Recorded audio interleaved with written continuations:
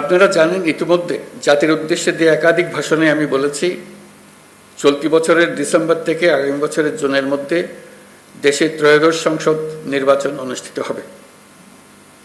সেই নির্বাচন যেন সুষ্ঠু ও শান্তিপূর্ণ উপায়ে অনুষ্ঠিত হয়, সেজন্য পুলিশ সদস্যদের ভূমিকা খুবই গুরুত্বপূর্ণ। নির্বাচনে সকল প্রতিদ্বন্দ্বী প্রার্থীর প্রতি সমান আচরণ ও ভোটাররা যাতে নির্ভয়ে নির্বিঘ্নে নিজেদের ভোটাধিকার প্রয়োগ করতে পারে,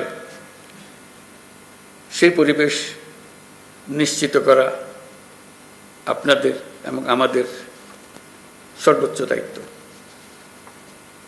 মনে রাখবেন, কোনো ব্যক্তি যদি অন্যায় বা অনিয়মের মাধ্যমে নির্বাচিত হয়, সে ব্যক্তির দ্বারা ন্যায় প্রতিষ্ঠা সম্ভব নয়।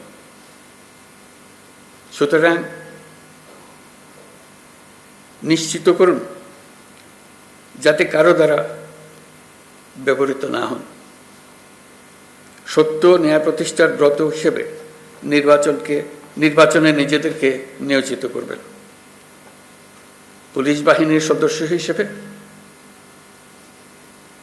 তারও চাইতে বড় বিষয়, এদেশের একজন নাগরিক হিসেবে ভবিষ্যতে কখনো যেন পুলিশ বাহিনীকে দলীয় বাহিনী বা অন্যায় কাজে ব্যবহার না করা যায়, তার জন্য একটা সুষ্ঠু ও নিরপেক্ষ নির্বাচন অত্যন্ত জরুরি। নির্বাচনের আগের সময়টা অনেক কঠিন সময়। আপনাদের সজাগ দৃষ্টি রাখতে হবে, পরাজিত শক্তি যেন কোনোভাবেই দেশকে অস্থিতিশীল না করতে পারে।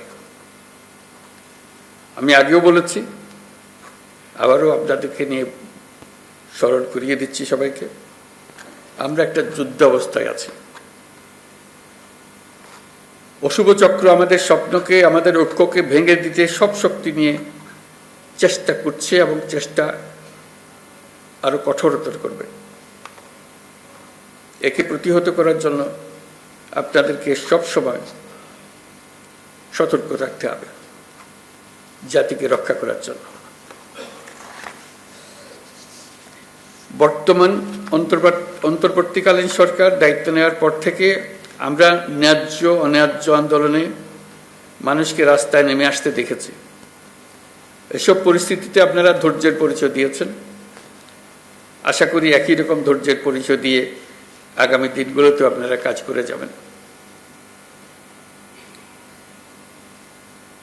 পুলিশ জনগণের বন্ধু। পুলিশ বাহিনীকে সেই ইমেজ প্রতিষ্ঠা করতে হবে। এটা কঠিন হলেও এটাই ন্যায্য, এটাই আমাদের করতে হবে। প্রথমবারের মতো এবার পুলিশ সপ্তাহের ধর্মীয় নেতা, সাংবাদিক ও বিভিন্ন সম্প্রদায়ের নেতাদের সঙ্গে বৈঠক অনুষ্ঠিত হবে বলে আমি জানতে পারলাম। এই বৈঠকে পুলিশের উপর জনসাধারণের প্রত্যাশা নিয়ে আলোচনা হবে। আমার প্রত্যাশা হলো এটি যেন চলমান থাকে।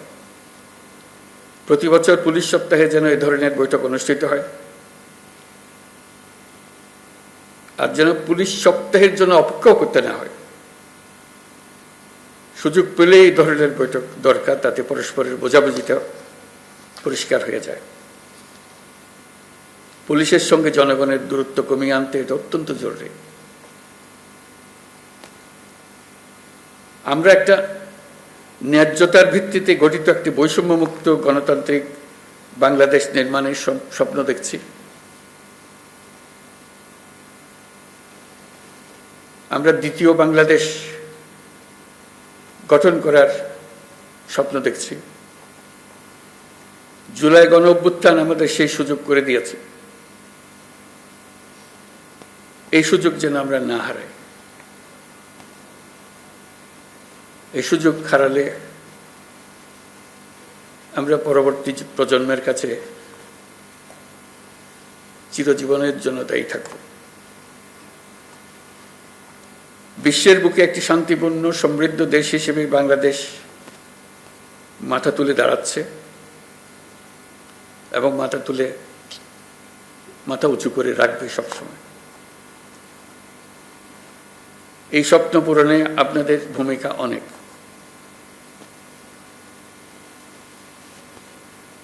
আপনারাই এই স্বপ্ন বাস্তবায়নের মূল শক্তি।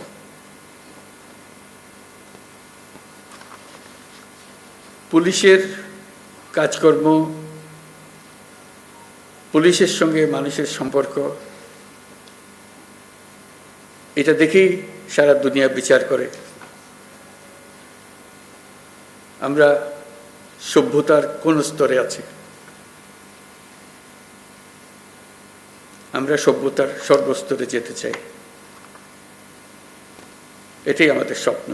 এই স্বপ্ন বাস্তবায়নে আপনারা একটা অত্যন্ত গুরুত্বপূর্ণ শক্তি। বাংলাদেশ পুলিশ বাহিনী যেন গোটা বিশ্বে প্রশংসিত হয়, দেশের সকল মানুষের কাছে প্রশংসিত হয়,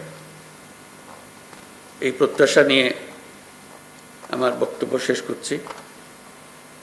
সবাই ভালো থাকবেন। আসসালামু আলাইকুম।